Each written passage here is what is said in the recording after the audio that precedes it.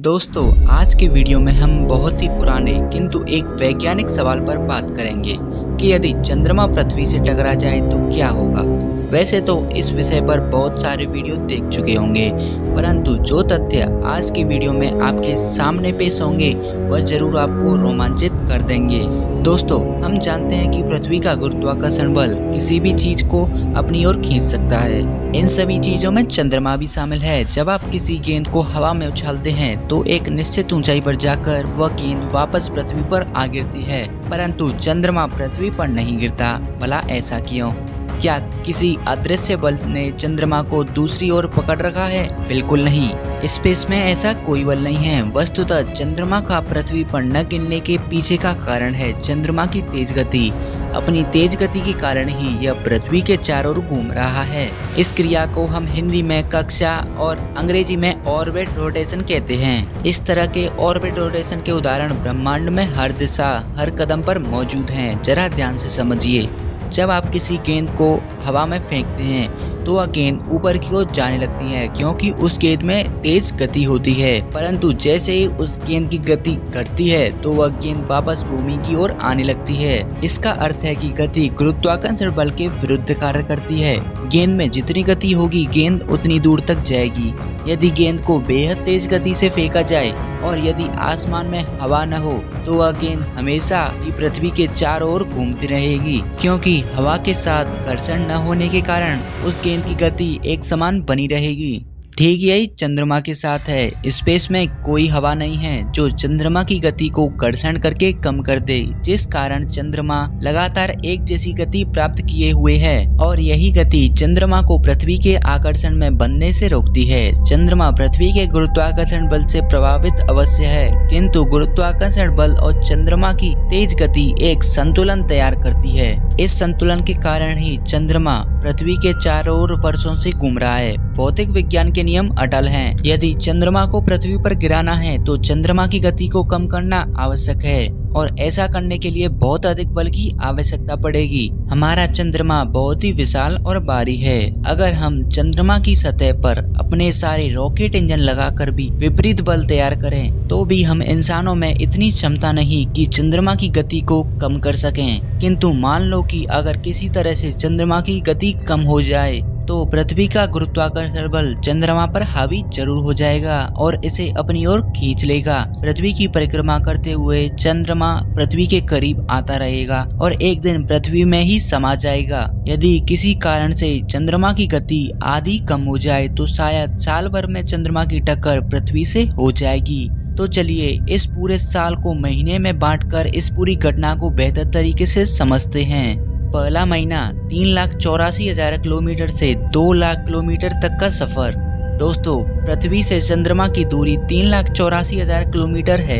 जब चंद्रमा पृथ्वी के नजदीक आना शुरू होगा तो पहले कुछ दिनों तक इंसानों को सब कुछ सामान्य ही नजर आएगा, किंतु महीने भर में पृथ्वी पर जो सबसे बड़ा बदलाव दिखेगा वह होगा समुद्र में उठने वाले लहरों की ऊंचाई। जिस तरह से हमारी पृथ्वी चंद्रमा को अपनी ओर खींचती है, उसी तरह से चंद्रमा के गुरुत्वाकर्षण बल का प्रभाव भी हमारे पृथ्वी पर होता है। यह प्रभाव सबसे ज्यादा तरल पानी के महासागरों पर देखा जा सकता है। पृथ्वी का जो भाग चंद्रमा की ओर होता है उस भाग में एक उभार आ जाता है जिसे हम ज्वारीय उभार या टाइडल प्लस कहते हैं। वहीं पृथ्वी का जो भाग चंद्रमा से दूर होता है उस भाग में संकुचन देखा जाता है। अब पृथ्वी तो हर रोज यानी 24 घंटे में अपनी दूरी पर एक चक्कर पूरा कर लेती है, यानी पृथ्वी के चंद्रमा की ओर वाले भाग में लगातार बदलाव आता रहता है, जिस वजह से दुनिया भर के समुद्रों में पानी का स्तर रोजाना 1 मीटर बढ़ता या घटता रहता है। इसे हम ज्वारभाटा कहते हैं। जब चंद्रमा पृथ्वी के नजदीक आएगा तो पृथ्वी का जो हिस्सा चंद्रमा की ओर रहेगा, जाहिर है उस हिस्से की समुद्र लहरों की ऊंचाई भी बढ़ने लगेगी। सिर्फ 1 महीने के अंदर चंद्रमा पृथ्वी की तरफ आधी दूरी तय कर चुका होगा, जिससे अब समुद्र में उठने वाली लहरों की ऊंचाई 4 मीटर यानी कि 13 फीट के आसपास हो चुकी होगी।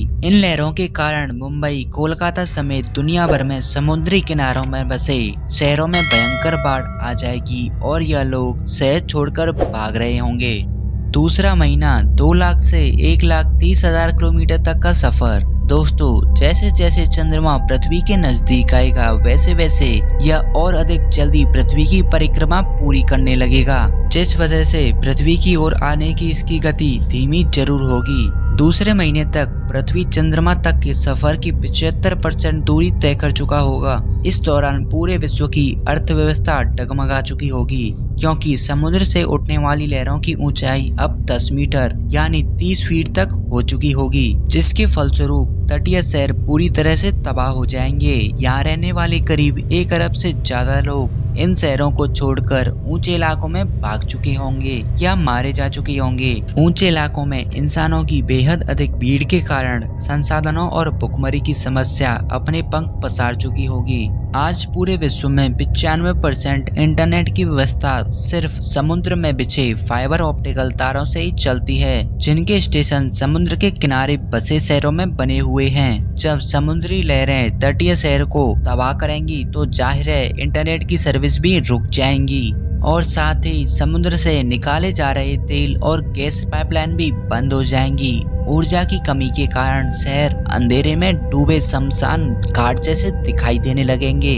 तीसरा महीना 1,30,000 से 1,00,000 किलोमीटर तक का सफर। दोस्तों, अब तक की आई मुसीबतों के बावजूद भी हम इंसान किसी तरह से अपना अस्तित्व बचाए रखेंगे, किंतु असल तबाही का दौर तीसरे महीने में शुरू हो जाएगा। अब तक चंद्रमा पृथ्वी के इतने नजदीक आ चुका होगा कि मानव द्वारा मौसम और GPS आदि की जानकारी के लिए छोड़े गए पृथ्वी के चारों ओर घूमने वाले सैटेलाइट भी चंद्रमा के गुरुत्वाकर्षण बल से प्रभावित होकर बिखरने लगेंगे।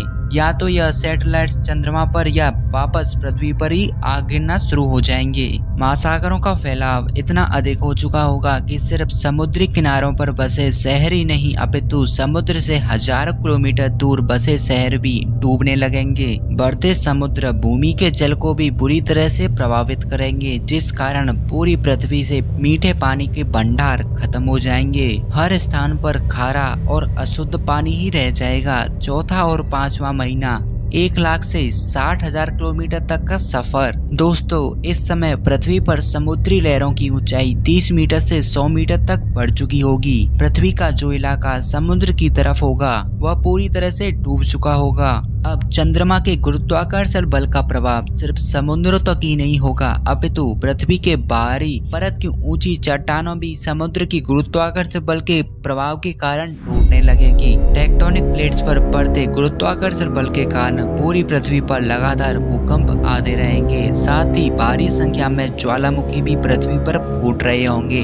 हालांकि चंद्रमा पर तो पृथ्वी के गुरुत्वाकर्षण बल का प्रभाव और भी भयानक होगा, किंतु चंद्रमा तो पहले से ही वीरान है, इसलिए वहां आती तबाही अब तक कोई विशेष मायने नहीं रखेगी। पांचवा, छठा और सातवां महीना 60,000 से 40,000 किलोमीटर तक का सफर। लगभग आधे साल के अंदर चंद्रमा पृथ्वी के जियोक्रोन्स ऑर्बिट स्पेस में दाखिल हो चुका होगा।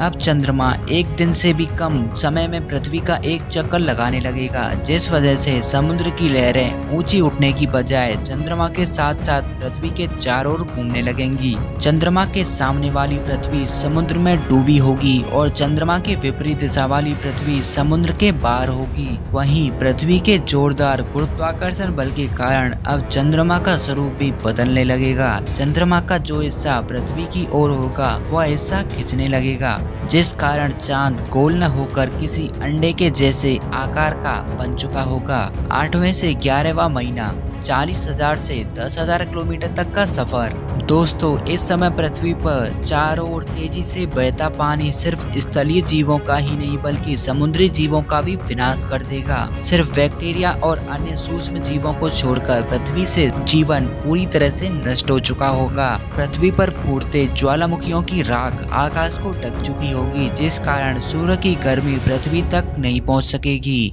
और चारों ओर भयानक ठंड का राज होगा। यदि सूर्य दिखाई भी दिया तो तेजी से घूमता चंद्रमा बार बार सूर्य के सामने आएगा, जिससे पृथ्वी पर प्रतिदिन 1 से अधिक बार सूर्य ग्रहण दिखाई पड़ेगा। भले ही हमारे ग्रह पर हर ओर पानी हो, किंतु फिर भी हमारा शानदार ग्रह एक नर्क में तब्दील हो चुका होगा, जहां जीवन किसी भी हालात में पनप नहीं सकता।